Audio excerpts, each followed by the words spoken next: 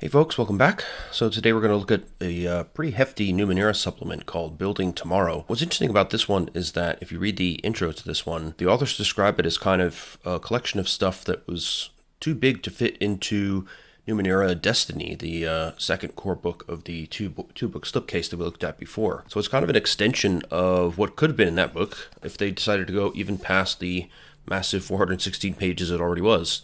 And you can kind of see that from the description. We've got a lot more Numenera items, 300 to be exact, to discover or craft, ciphers, artifacts, and plans, new challenges that threaten isolated communities, which you can build campaigns around, new communities to expand your idea of what a ninth world locale could look like, cool options for gameplay, including creature followers, Gm Intrusions for crafting, and Numenera waste sites, and then biological and other space Numenera items, plus new varieties of iotum and more plans for installations, vehicles, and automatons. So basically, all the additional ideas for crafting, new types of iotum, new plans for new types of Numenera, all kinds of new stuff that was potentially a fit for Destiny, but was just too big to fit in there, they put in here. So I think if you're into the stuff that's in Destiny, it's definitely worth taking a look at this, and it's one of those supplements that I think if you like the content, it's worth having in a hardcover because it comes with handy stuff like the big poster in the back here. If you open it up, it actually has a massive kind of crafting diagram. I'll see if I can show you some of that here. So there's a lovely picture on one side of a community, and on the other side we have this real huge diagram of different types of iotum and its sort of salvaging guide. And there is a salvage flowchart there in the center. So unfortunately I can't show you the entire thing very easily. You can get most of it there. But yeah, so that's handy to have around. Again, if you're into crafting, you have a Wright in the party, all that kind of stuff. And it's well worth looking into. So without any further ado, let's pop this open. We'll take a quick look. And you know, as usual, quick for me means lengthy, but we'll see how we go. Got an interesting set of end paper art this time. Kind of quite organic in flavor, a little bit goopy, a little bit gross, but you know, interesting nonetheless. So in the contents, here in part 1, we have the Numenera. So a bunch of new plans for crafting, including these new ones, the biological installation, other space plans, as well as some new vehicles. There's some pre-made ciphers and artifacts to enjoy as well. Then we got new community resources, so expanding your community options, more salvage stuff, non-human followers, other long-term play opportunities, Gm Intrusions for crafting, Numenera wastelands. Then we have our setting bits, so some sample ninth world communities. We've got one by an event horizon, which sounds interesting. And then we have Skyam, the grains of sand. And then we've got some high challenges. So these are supposed to be high-level problems that could affect a whole community. So you need to bring your community together to take care of them. So lots of interesting content in here. Again, if the stuff in Destiny was kind of too much for you, then probably this won't really be to your taste. But I think if you enjoy crafting and building things and the sort of idea of establishing a community in the ninth world, then, well, and you can see here, in fact. So why Building Tomorrow? The easy answer is that we had more to say on these topics, lots more. So, you know, this was their kind of additions to Destiny that didn't quite make it into the core book. And as usual, there are handy references in the sidebars to the original core books for particular rules. So quickly, we'll look through the Numenera first. So we got some sections here about understanding and using plans. These can be used by using seeds of knowledge found in ruins, where you find information cached, or after making special requests to the data sphere. And then there's some information about minimum crafting levels, the different kinds of crafting you can do. So installations, which is a fixed in-place kind of artifact, often deployed to aid a community in some way. You have automatons, which are mechanical entities. You have vehicles, which are obviously things to get you around. Artifacts or ciphers, which are something you should already be well aware of at this point. Biological ones, these are partially or completely living biological constructs that you can create. And other spaces are small artificial dimensions, or a portal to a natural alternate dimension. So then we have, along with the plan entry, you'll have a list of components called iotum that you'll need, and how many units of each that you have to have on hand. Then the parts that you must contribute to craft the object or structure, specifications of the object itself, and then the depletion rate, which is, you know, we're used to seeing that on an artifact, for example. Then if you roll your depletion die and you get the number designated, then the object will still work, but that's its last use until you can repair it. Then there's a random table to roll for different kinds of planned seeds, if you feel like, as a GM. If you want to make things more exciting. Then there are some rules about the new types of creations that you can craft. So biological creations, they may require additional care because obviously biologicals, they can die. They might need food or some other kind of care that a mechanical automaton will not need. And there's a different crafting table for them as well. Yeah, so some biologicals are capable of obtaining their own food. A few biologicals may be designed to hunt larger food sources, but they're often the exception. If a biological that you craft is cut off from all resources, it goes into hibernation.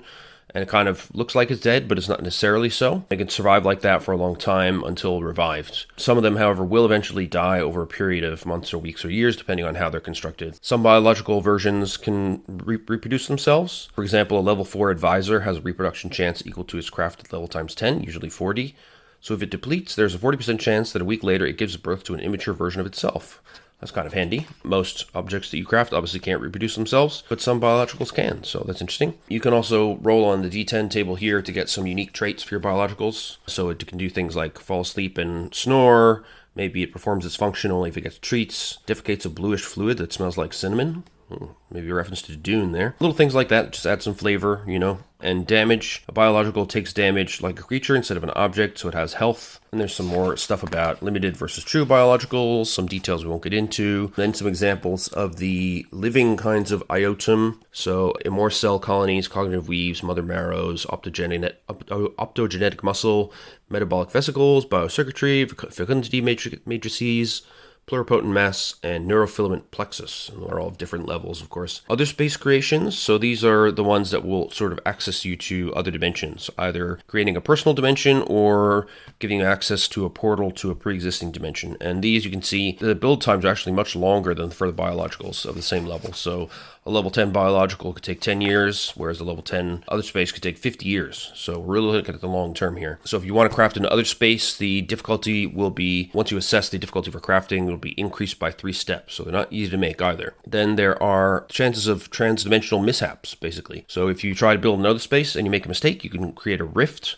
and that can cause lots of problems. So it could cause feedback, intellect damage. Some creatures that love transdimensional energy might find you and are drawn to the area. It could be a detonation that damages lots of people. You could activate a random cipher in a nasty way. All sorts of stuff could get damaged. So you don't want to have a rift happen if you can avoid it, of course.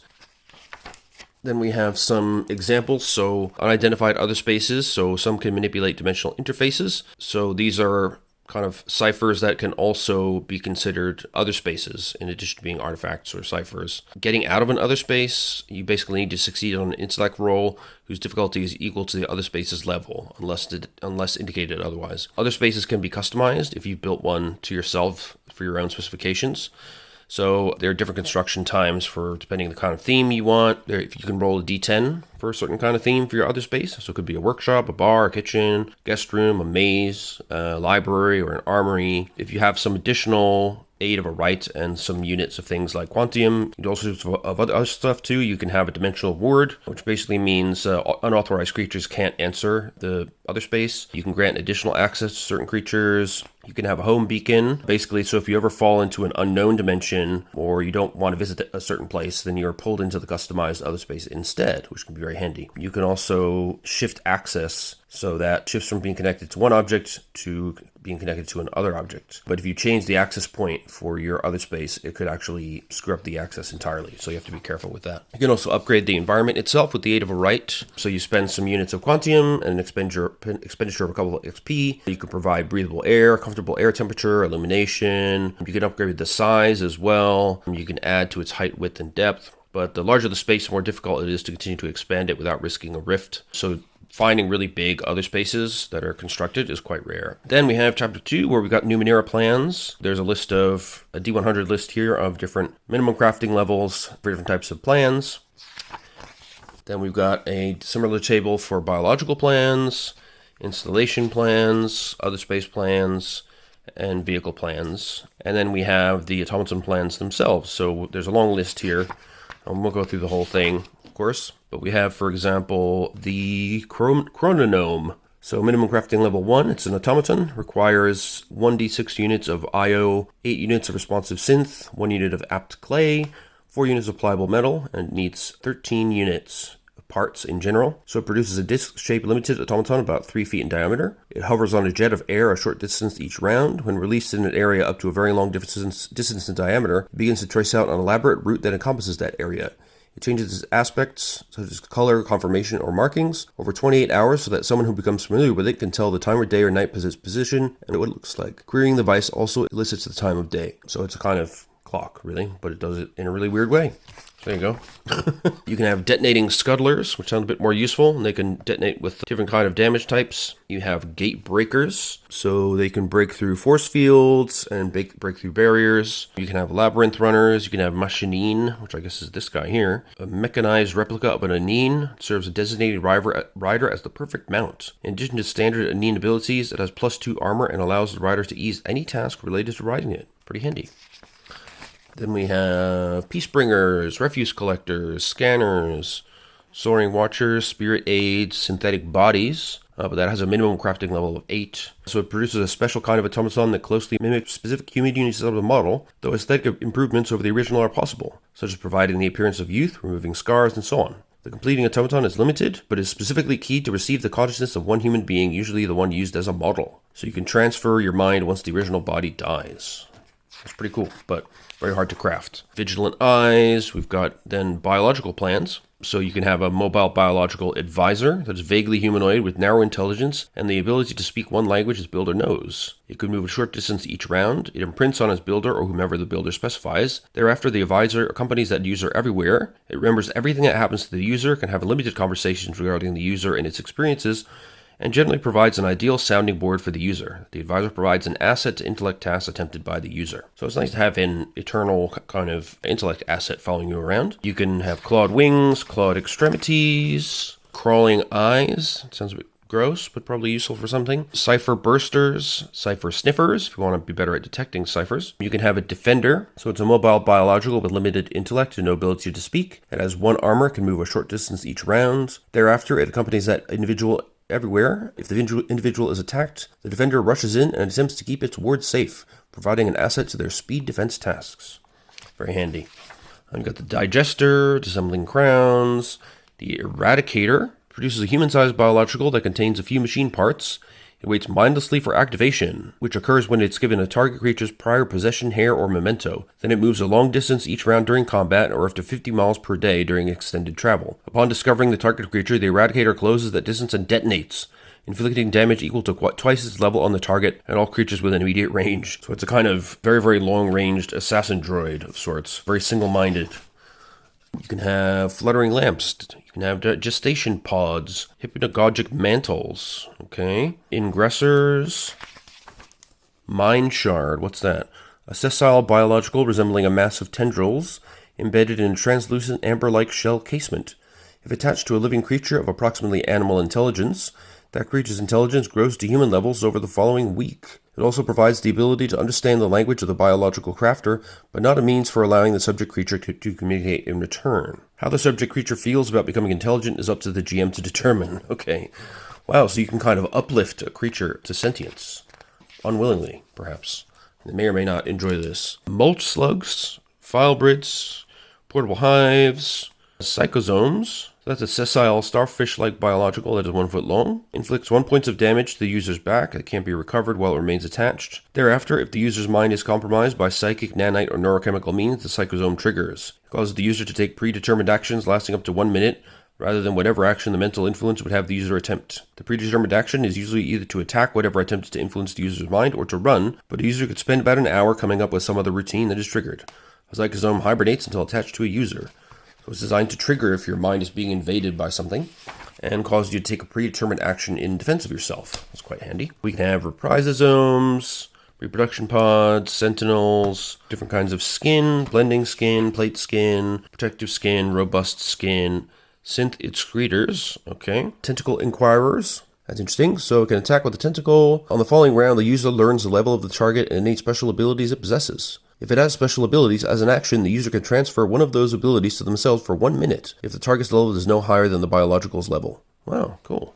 You can sort of suck abilities out of a target with the tentacle. Titanomach, a monstrously shaped mobile biological at least 200 feet, 60 meters tall, with 5 armor that is built for destruction. Wow. But it's a minimum crafting level 10, so good luck with that. So it's basically a constructed version of the Titanosaur, which we saw in the 9th World Bestiary. So yeah, there's all kinds of interesting stuff you can produce on the biological side of things. As always, they are creative in these books with all the different kind of devices you can find and construct. Then we have installation plans. So these are for kind of guarding your community or helping your community in some way. You've got watchtowers, bioreactors, body preservers, body shunt. What does that do? So a user can activate the control surface, trigger the installation to take a tissue and brain sample, while simultaneously implanting a metallic disc in their skull. This procedure inflicts 1 point of intellect damage that can't be recovered while the disc remains. Recovered tissue is shunted to the pod, where a duplicate of the user is grown over the course of 1 hour. Okay, the user's mind is transmitted into the duplicate who wakes up. Okay, interesting. So you can shunt minds between bodies. You've got casting pads, you've got champion forgers, you've got community obelisk that can verbally deliver messages to a specific individual who comes within short range. Remember specific facts that users ask it to recall and play simple word games. Anyone can ask the community obelisk to deliver a message to anyone else, either by name or by description. Okay, you have community projectors, community translators. That could be very handy if you have some non-human members of your community. You've got crystal mines.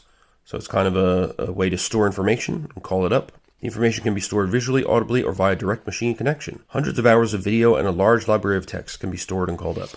You can have different kinds of gates. You can have a drink dispenser, always handy. Fire signaler and suppression. Force cranes, force orbs. You can have glamour dispenser. Okay. The installation produces addictive injections that make a user beautiful, at least subjectively. The imbued beauty lasts for about a week. Multiple doses have no added effect. While someone enjoys the imbued beauty, tasks for positive social interaction are eased. Once an injection wears off, the user must succeed on a might defense task or become driven to get another injection as soon as possible. This constant itch hinders all tasks until the user gets another injection or until they beat the addiction.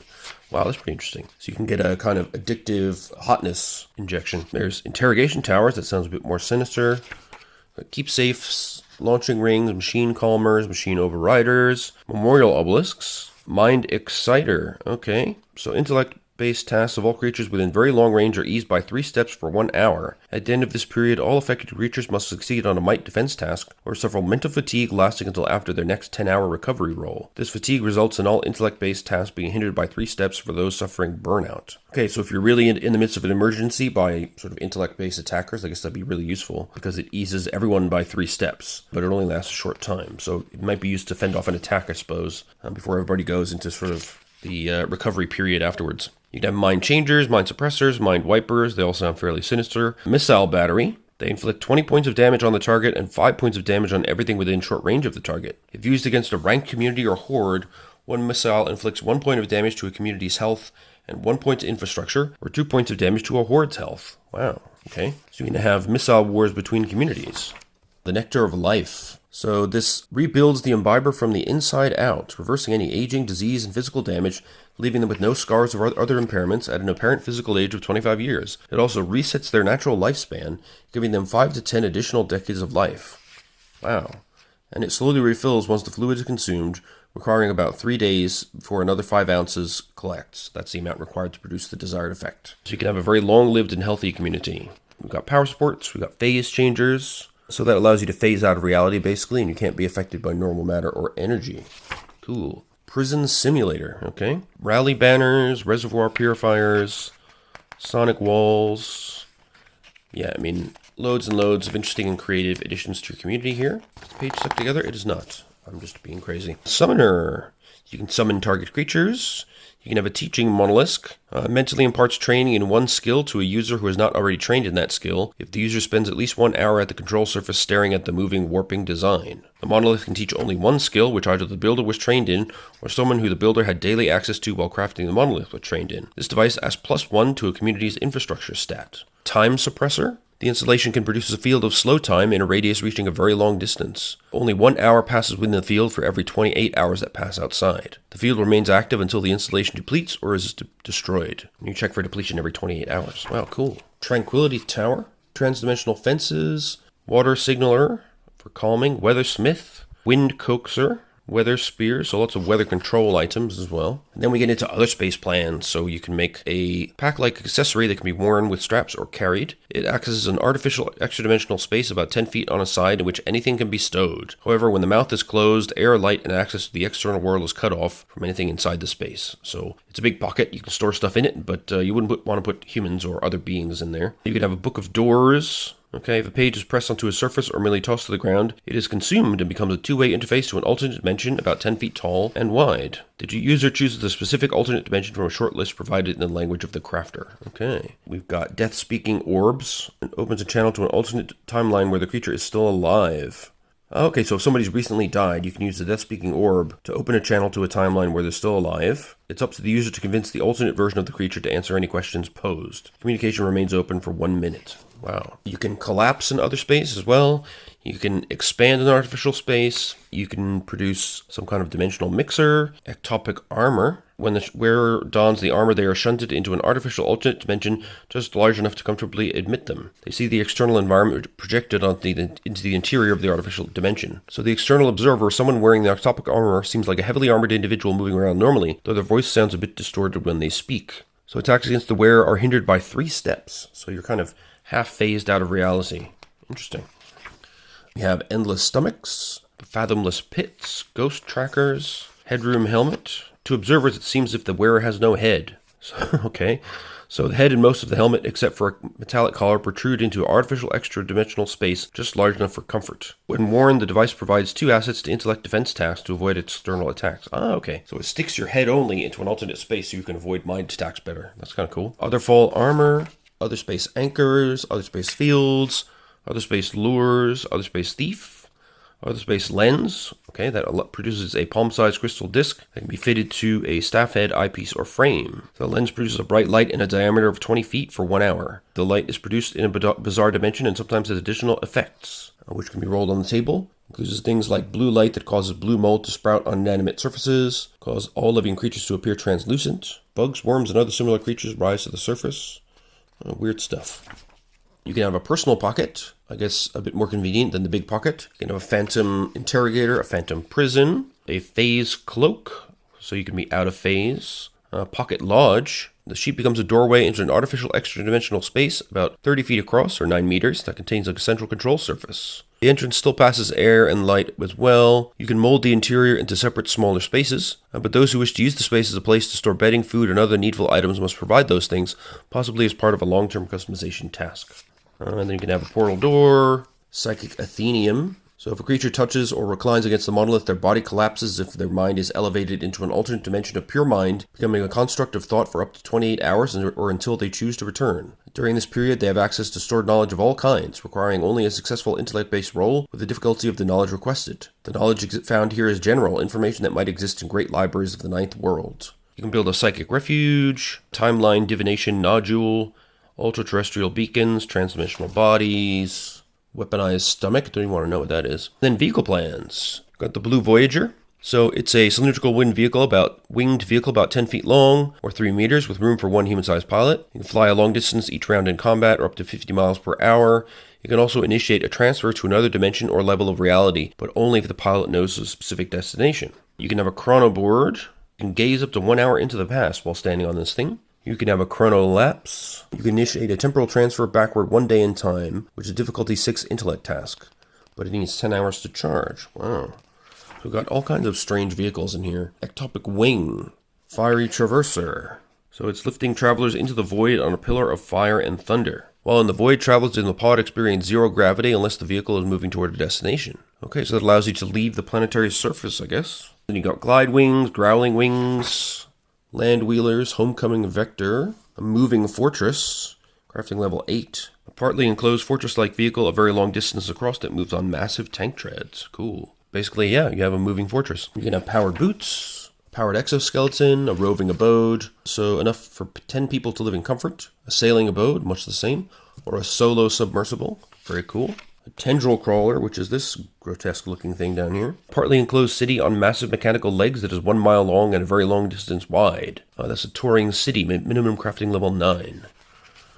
Alright, now we get into ciphers. So these add to the assortment in Discovery and Destiny and the other supplements that have ciphers. So we've got, of course, crafting levels as well for these. And we've got a whole load in here. Amber Amplifiers, Bridge Builders, Beast Lures, City Shroud. Hides any artificial structures within from anyone viewing the location from outside the area. The effect lasts for 28 hours. Outside viewers see only a continuation of the natural landscape around the affected area. So you can hide your community for 28 hours. That's useful. Colossal Form. So Nanobot Infusion increases the user's mass over the course of 1 hour. At the end of the hour, the user has reached a height of 30 feet. While Colossal, the character adds 15 points to their might pool, 2 to their might edge, gains +1 to armor, and deals 4 additional points of damage with melee attacks. However, speed defense tasks are hindered by 3 steps. If used as part of a conflict involving a ranked horde or community, treat the user as a rampaging beast with a rank of 2 during that community action. Wow. Then we've got Eclipse Projectors, Follower Seeds. When placed in Drit and activated, a level 2 humanoid automaton grows from that spot. Provides the effect of a follower for up to 10 hours. And there's a follower seed table, what kind do you get? We have Infrastructure Menders, useful for communities to repair damaged infrastructure. We have Instant Floods, that sounds bad. Mimetic Replicators, duplicates an object no larger than something the user can easily hold in one hand. The object level must be equal to or less than the cipher's level. Other Space Weapon Nodule, so it can be associated with an other space location that the user can reach. Once the cipher is attached to a melee weapon, at the weapon user's option, target struck by the weapon can be transferred to the keyed location instead of taking damage. The weapon retains this quality for up to 28 hours or until 10 creatures have been transferred. So you can send enemies to another dimension as opposed to damaging them. That's kind of useful. And then we've got Road Builders, Salvage Assistance, Stealth Coatings, Structural Reinforcers, and then we're into artifacts. So these are, of course, tend to stick around more than ciphers do. They're not just one use, but they do have a depletion chance. So we have Augmentation Heptagon. Insert both hands into the artifact and grasp the handles as an action. On the following round, an injection that inflicts 1 point of damage, ignoring armor, grants the user the capacity to apply 1 free level of effort to a specific task, as long as the user first applies a level of effort to that task normally. Okay, so you gain a free level of effort on a certain type of task. Cool. You can have a Guardian Backpack, which unfolds into a human-sized level 3 automaton for about an hour. You can have a Devitalizer. What does that do? Rapidly causes their fluids to drain rapidly from their body over the course of 1 minute, leaving behind a leathery, doll-like inert object. The user is in stasis and remains so indefinitely until they are submerged in water, at which time they are resuscitated over the course of 1 minute. Okay, so you can dehydrate yourself. Getting shades of 3 Body Problem series with that one. Eye-Eating Loop. Don't want to know what that is. Force Impalers. Gourmand's Lenses. Gravitivator, so some kind of gravity-driven elevator. Horde Replicator, okay. Illusory Vista. The area within long range of the box is replaced with an illusory scene crafted by the user. The effect moves with and stays centered on the artifact for that period. Creatures within the area are unaffected, but those outside the area might not notice anything unusual or see a structure, community, or horde of creatures that isn't really there. Oh, cool. You can have a Machine Stimulator, more kinds of projectors, memory extractors. That can be useful and or sinister. Portable Trebuchet, always handy to have on hand. Prevarication Exponent, induces creatures within long range to lie rather than speak the truth on any given topic. So if you want to keep your community secret, I guess that's one way to force people to do it. Soothing Perimeters, Tectonic Emitters, Temporal Quickener, so speeds time in the bubble rather than slow time. And then we have some Transposing Visors. The user swaps position with a target of roughly similar size that the user can see within a very long range. Ooh. Handy. Right, then we get into some new community resources. So expanding community options, basically, that's the goal of this section. So Destiny already has a salvaging system, so you can take weird and broken scrap, discovered parts, and iotum, and craft Numenera and structures. So in Chapter 6, there's a whole bunch of new types of iotum, particularly those related to the biologicals and the other spaces, which are the new kinds presented in the book. Then the follower rules are expanded, so you can have followers that are abhumans, automatons, beasts, mutants, visitants, and stranger creatures. Then there's some more long-term play options, Gm Intrusions for crafting, and Numenera Wastelands. So for the additional salvage options, we have other uses for iotum. So we have different kinds of iotum, and they can substitute for other types of iotum, or can be used as an asset for certain things. So for example, in a more cell colony, it doesn't substitute for anything, but it can be used as an asset for treating tissue damage, add to a might recovery roll, or feed people. Whereas Quantium has no alternative uses for crafting, but you can move backward in time by 1 round. That sounds both cool and a pain for the GM. Tamed Iron can replace anything up to level 8, or it can quell the Iron Wind for a few minutes. Handy. Then there are tables to roll random iotum results. Level 4 to 6, level 7 to 10, And then descriptions for the new kinds of items, so immortal cell colonies, cognitive weaves, Browner lenses, the mother marrow, optogenetic muscle, metabolic vesicle. What is that thing? I guess that's allophane nodule. Most commonly found is a narrow aperture synth torus with a pumping and filtering mechanism. It monitors and alters a creature's cells to enhance its survival in a specific extreme environment. When included as part of crafting, the nodule is primed to adapt for a particular environment, such as extreme heat, extreme cold, high radiation, poisonous contaminants, underwater, vacuum, high pressure, high altitude, and so on. And the resulting living construct is able to function normally in that sort of environment, often with secondary effects that alter its appearance to suit this adaptation. Cool. So lots of detailed descriptions of the new item types here. So these appear to be all for biologicals. Oh no, I guess they must be mixed together, right? Biologicals and other space stuff. Then we have the non-human follower options. So there's a whole bunch of different types here. Basically, they have a minimum level, they have some modifications for given tasks, and there's a reference for where you can find the original stats. Some of them are in other books like the Ninth World Guidebook, Jade Colossus, stuff like that, but a fair amount of them are in the Ninth World Bestiary or in the core books as well. Wow, there are a lot of them. Yep, some of them Bestiary 2 and 3, some are in Discovery. Alright, so a huge number of monsters can actually be used as non-human followers. So, XP costs, okay. Non-human creatures were designed to be adversaries for PCs. Presenting them as companions mean that some creature abilities that were supposed to be used only once or twice in an encounter can be used throughout the day, which makes these creatures much more versatile and powerful as followers than as foes. The GM should require the PC who wants that follower to spend about 4 XP for each ability the creature has. So if you want to have a non-human follower with useful abilities, they'll be much more useful to have following you around than attacking you. So you have to pay a 4 XP per power cost to kind of level things out.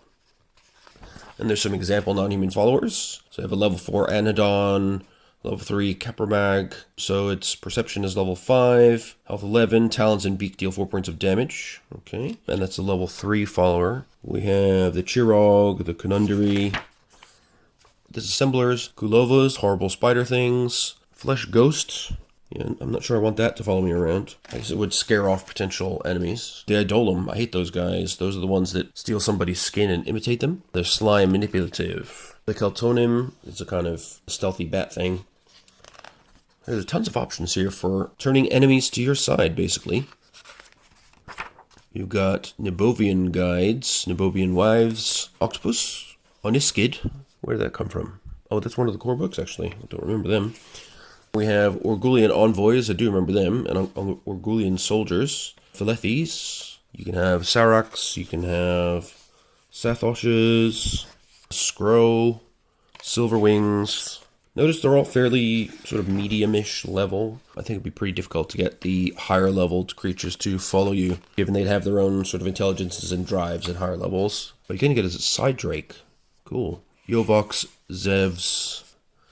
Now, long-term opportunities. So there's some long-term tasks that you could do to keep things in your community kind of active during downtime. You can change descriptor, which takes 3 months. You can found a business, so you can form a shop, training facility, stable, healer's hall, and so on. Usually you need a physical location, some stuff that people want to purchase, and an assistant or employee NPC. This can create future opportunities for the character, like hearing gossip, knowledge of caravans needing guards, hearing about crime, etc. Once the 3-month period to found a business is complete, character gains a personal benefit with 2d10 shins. And once the business is established, they should use the Help a Business 1-month task if they want to gain benefits from owning the business. You can also found organizations. So it would be just people like-minded working together for a common purpose. So that could be guilds, claves, charities, rehab centers, secret societies, religions, theater companies, and political interest groups. They could be benign, benevolent, malevolent, indifferent, or a mix of all of these. That's cool.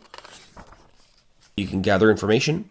So listening to the rumor mill, listening in on the tavern, hearing gossip, hearing about crime, etc. You can be a goodwill ambassador. You can heal others of the community, tending to the sick and wounded. Adds +2 to the community's health stat during the month the character performs this activity, or +5 if the PC is specialized in healing, or their healing abilities are tier 4 or higher. This activity also eases all of the character's positive social interaction tasks for this month and the next 3 months. Cool.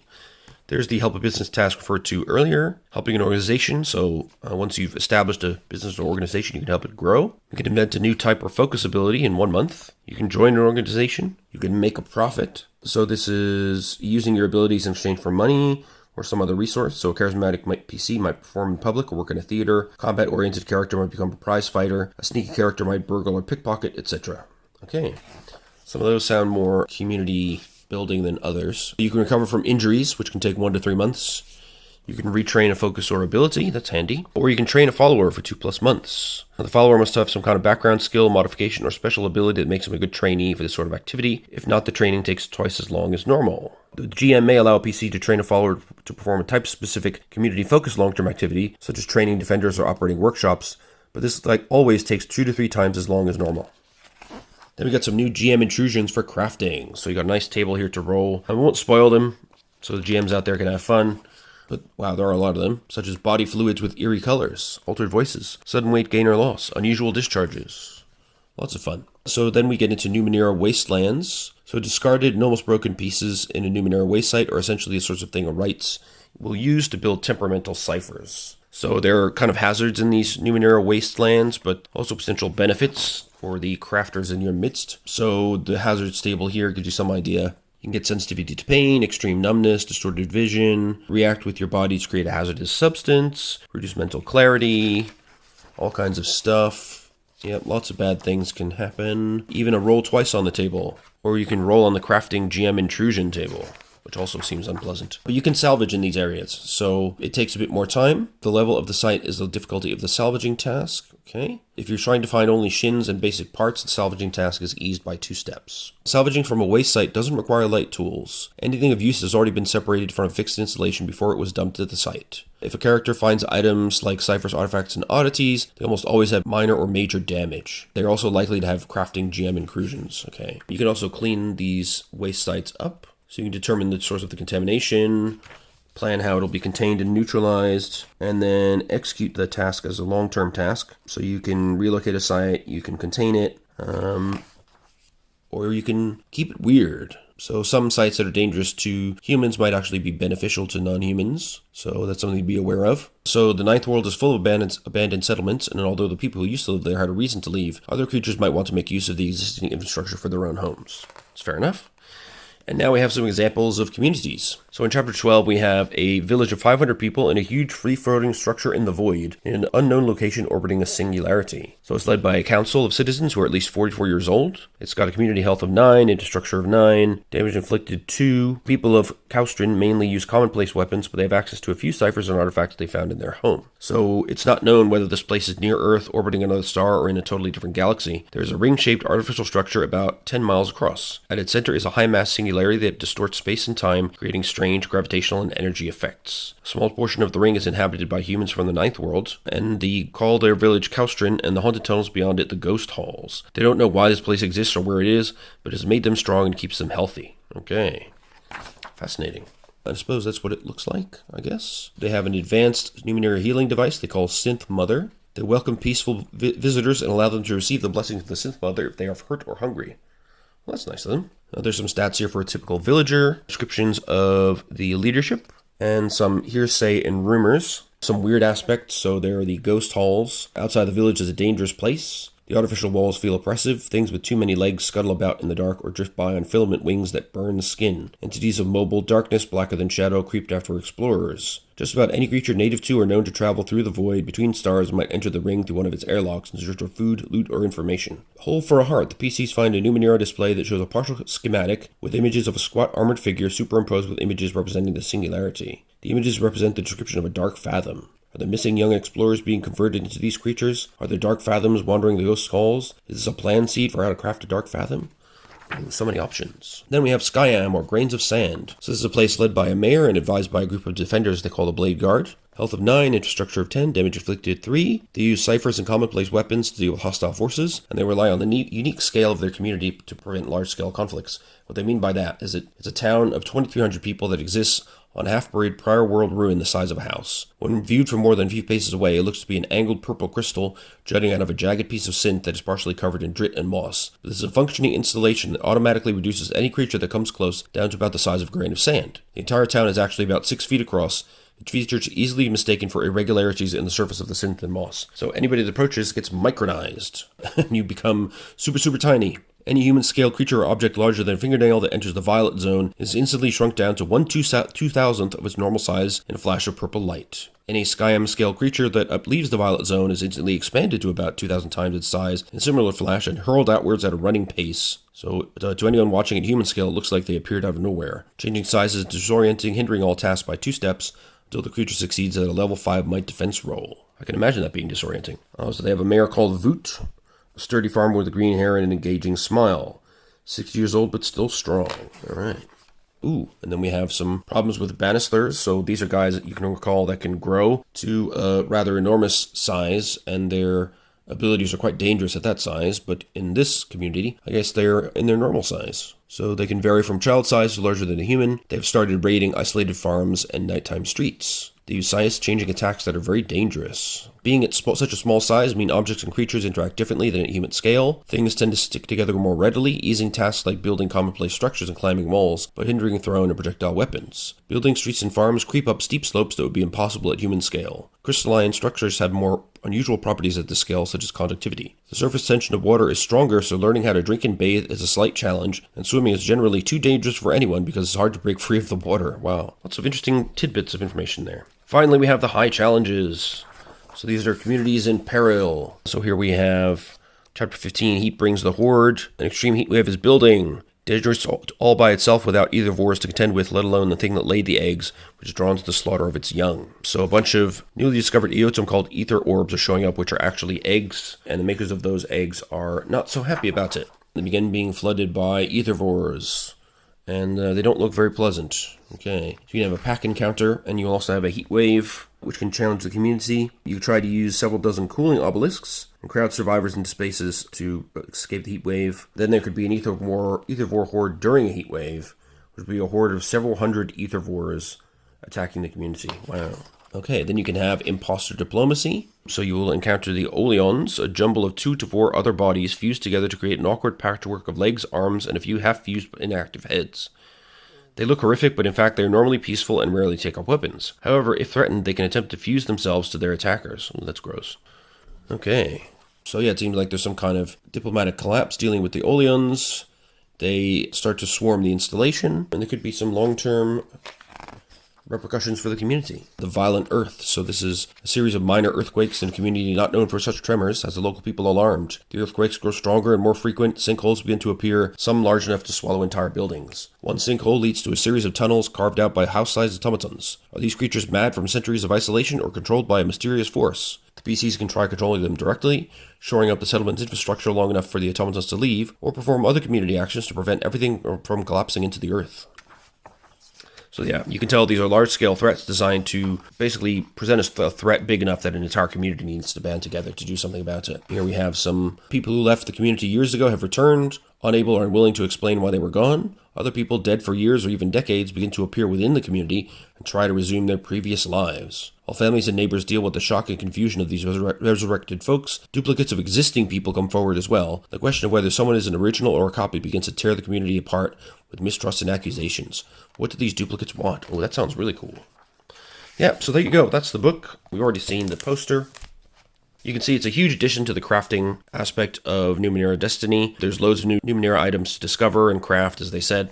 You've got these whole new categories of the biological and other spaces. Then you have new things for your communities to do, new installations to build, new vehicles to build to get around, even to go to other spaces and other dimensions. Then you've got these really cool options for non-human followers for your community, and these high-level threats that can actually threaten an entire community with horde attacks, natural threats and unnatural threats alike. So for me, it's very much worth the buy. I'm a big fan of the crafting aspects of the game, and I like having the options available in Destiny for players. I think having the 3 new types, big deal, and having a Wright in the party is often really useful. You can make cool things sort of not necessarily on the spot. You need a bit of time and need to gather stuff, but it gives the party more reasons to explore, basically, and that's the heart of what Numenera is all about. So for me, well worth the purchase. If you like crafting, if you like the exploration, discovery, and building communities aspect of the game, I highly recommend it. So I hope that was useful for you Numenera players out there, or anybody else who enjoys the Cypher system. Look forward to more content like this in the future. In the meantime, take care, stay well, and I hope to see you in the next video. All right? Take care. Bye-bye.